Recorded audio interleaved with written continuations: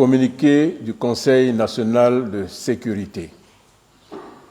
Le président de la République, son Excellence M. Alassane Ouattara, a présidé ce jeudi 12 février 2026 au Palais de la Présidence de la République une réunion du Conseil national de sécurité sur la situation sécuritaire générale.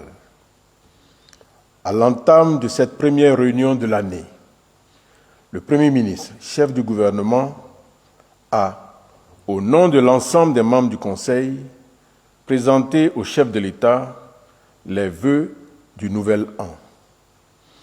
Il a réitéré la disponibilité et la détermination de tous les membres à soutenir la vision du chef de l'État de faire de la Côte d'Ivoire un espace de paix et de sécurité. En retour, le chef de l'État a souhaité une bonne et heureuse année 2026 aux membres du Conseil, tout en les félicitant pour leur grande contribution à la stabilité de la situation sécuritaire de notre pays. Le président de la République a, en particulier, félicité le ministre de la Défense pour sa nomination en qualité de vice-premier ministre, ministre de la Défense, et le chef d'état-major général des armées pour sa récente promotion au grade de général d'armée.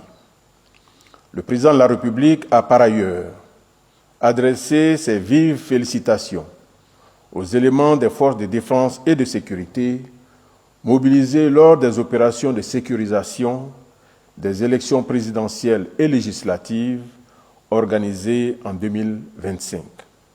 Il a notamment salué leur posture dissuasive ainsi que leur réaction adaptée et proportionnée aux quelques incidents survenus durant les différentes étapes du processus électoral.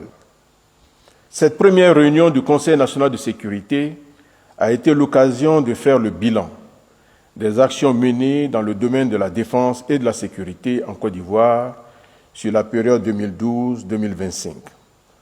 À cet égard, le Conseil national de sécurité note avec satisfaction une amélioration continue de la situation sécuritaire sur l'ensemble du territoire national depuis 2012. En effet, l'indice moyen annuel de sécurité est passé de 3,6 en 2012 à 1,53 en 2025, traduisant ainsi une amélioration du niveau de sécurité de 77,5% sur la période.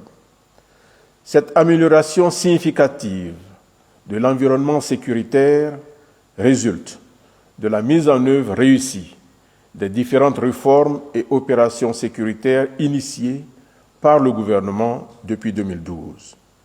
Il s'agit, entre autres, des multiples opérations de sécurisation régulièrement menées sur l'ensemble du territoire national, telles les opérations de lutte contre la grande criminalité, la délinquance juvénile, le trafic illicite des stupéfiants et des drogues, les menaces terroristes, l'orpaillage illégal ou plus récemment, l'opération de lutte contre la fuite des produits agricoles de rente vers les pays frontaliers. Il s'agit également des mesures visant à accroître les effectifs de nos forces de défense et de sécurité, à renforcer leur professionnalisation ainsi que la modernisation de leurs équipements et à multiplier sur toute l'étendue du territoire national les infrastructures de sécurité en vue d'une couverture sécuritaire nationale optimale.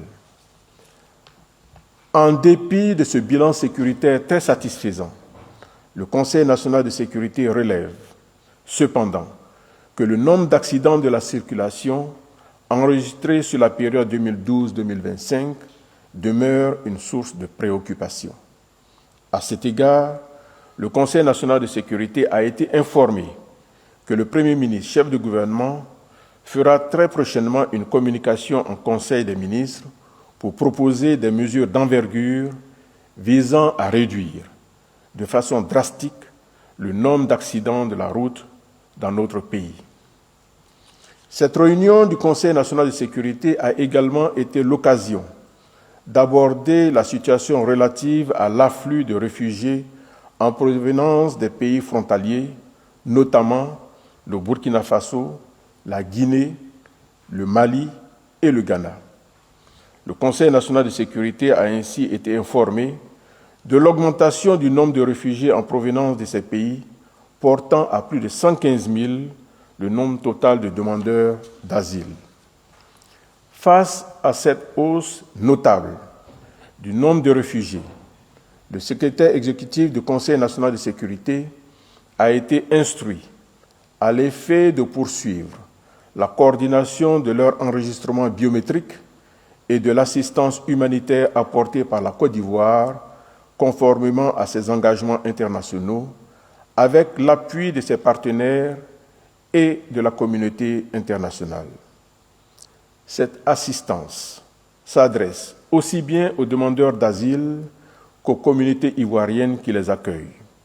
Elle concerne également l'organisation, comme ce fut le cas avec le Ghana, du retour volontaire de ces demandeurs d'asile dans leur pays de provenance. Le Conseil national de sécurité a, par ailleurs, instruit le chef d'état-major général des armées à l'effet de prendre les mesures appropriées pour le renforcement du dispositif sécuritaire aux frontières nord du pays. En outre, le Conseil national de sécurité a noté que l'insuffisance de couverture en réseau de communication électronique constitue une contrainte majeure au déploiement d'un dispositif sécuritaire optimal dans les zones frontalières. À ce titre, le Premier ministre, chef du gouvernement, a été instruit par le Président de la République à l'effet d'accélérer la mise en œuvre du Programme national de connectivité rurale dont l'objectif est d'étendre la connectivité aux zones rurales et frontalières non couvertes par un réseau de communication électronique. Le chef de l'État a également demandé au Premier ministre, chef du gouvernement, d'envisager la mise en œuvre de solutions satellites à mobile pour accélérer la couverture totale du territoire national en réseau de communication. Au terme de la réunion, le président de la République a exprimé sa satisfaction quant aux résultats atteints dans la sécurisation de notre pays. Il a exhorté tous les acteurs impliqués à redoubler d'efforts pour continuer à garantir aux populations vivant en Côte d'Ivoire un environnement sécuritaire apaisé.